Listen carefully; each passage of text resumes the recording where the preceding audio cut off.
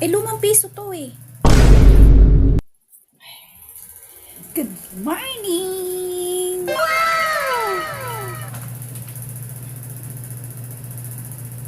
Ate, pa-load nga po ako. Pa-load? Magkano load? 95 pesos lang po, ate. 95.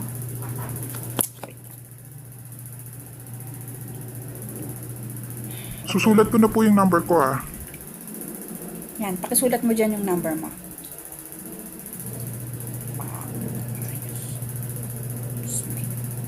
Kasing kagigising. Yan po, ate. Okay na po yan. Tingin. Okay. Tingin.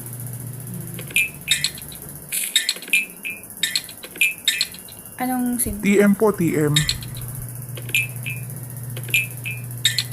TM. Opo, te. 95 lang. 95. 95 no? 95. Yes po, Bali ate. 100 yun kasi plus 5. Okay. Hindi rin. Bayad mo na. Yan po, ate. Kompleto po yan.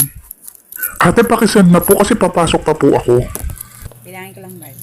2, 4, 6, 8. Ano to? Ha? Ay, hindi ko po alam, te. Lumang piso. Baka yung sinukli po sa akin yan, hindi ko po napansin. 2, 4, 6, 8. Kulang ka pa ng 20 pa.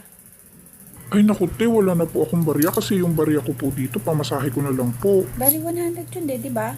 Sabi mo 95 pa load mo. O plus 5, di 100.